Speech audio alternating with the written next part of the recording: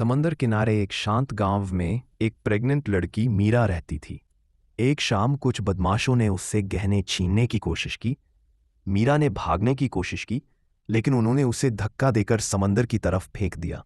मीरा पानी में संघर्ष कर रही थी, मगर तभी किनारे का एक तेज और समझदार बंदर उसकी चीख सुनकर दौड़ पड़ा।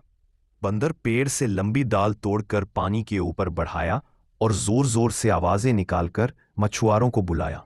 मीरा ने डाल पकड़ ली और बंदर उसे खींचते हुए किनारे तक ले आया।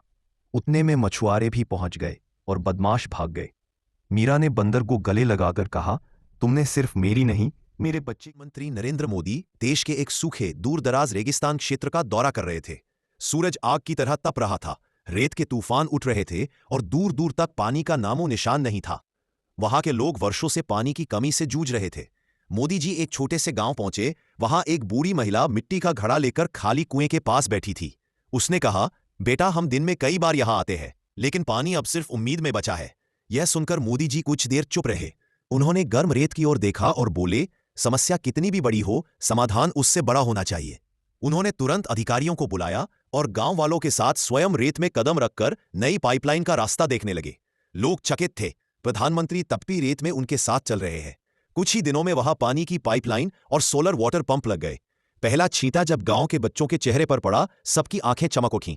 बूढ़ी महिला ने मोदी जी के हाथ पकड़े और कहा, रेगिस्तान में तुमने पानी नहीं, उम्मीद बहाई है। मोदी जी मुस्कुराए और बोले, देश जब रेगिस्तान में एक बुढ़िया रहती थी। उसका छोटा सा मिट्टी का घर था और पास में एक सूखा हुआ पेड़।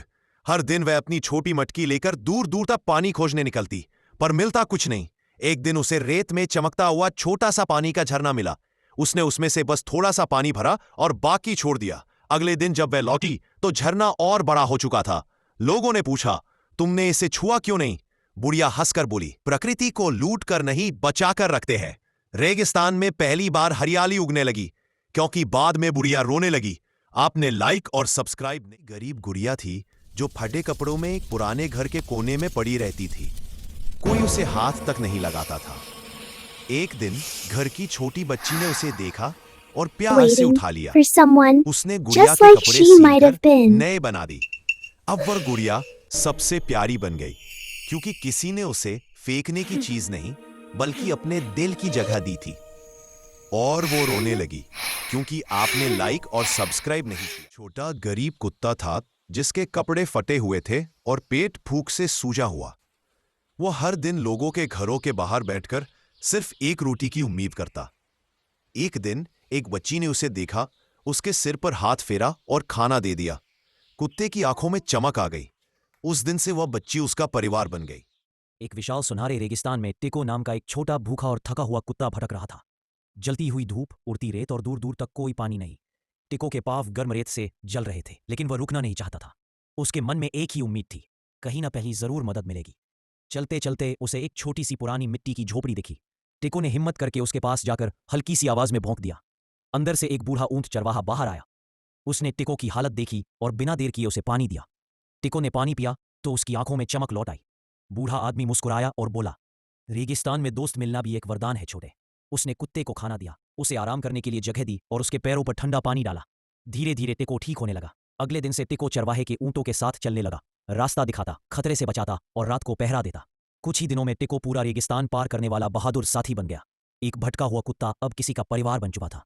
दोस्तों, वीडियो को लाइक और ट्रेन रेगिस्तान को चीरती हुई निकल रही थी। ट्रेन की खिड़की पर एक बंदर बैठा था जो यात्रियों का चुपके से फल उठा उठाकर खाता था। अचानक एक फल उसके हाथ से फिसला और बाहर रेगिस्तान में जा गिरा। रेगिस्तान में वह फल आधा दबा और आधा रेत पर पड़ा रहा। सूरज की आग जैसी गर्मी उस फल पर पड़ती रही, दिन रात, हफ्तों तक। धीरे धीरे उस फल के बीच से एक छोटी सी हरी कली निकल आई। रेगिस्तान में हर कोई हैरान था, यहाँ कैसे उगा? लेकिन असली जादू तो तब हुआ जब उस पौधे पर छोटे छोटे लाल रंग के मिर्च जैसे फल लगने लगे। गांव वालों ने चखा तो बोल पड़े, अरे ये तो फल और मिर्च का मिला जुला स्वाद है, बिल्कुल नया। लोगों ने उस जगह को नाम दिया बंदर का जादुई फल बाग और वह अनोखी मिर्च पूरे इलाके में मशहूर हो गई। गरीब किसान था जिसके खेत में बस एक ही आम का पेड़ था। वही उसकी खुशी, उसकी उम्मीद था। एक गर्मी की सुबह किसान ने देखा पेड़ पर ढेरों पके मीठे आम रखे हुए हैं। वह मुस्कुराया, आज मेरी मेहनत रंग लाई। उसी समय गांव के बच्चे दौड़ते हुए आए। किसान ने प्यार से कहा, आम तो बहुत हैं, जितना चाहो तोड़ लो, लेकिन पेड़ का ख्याल रखना।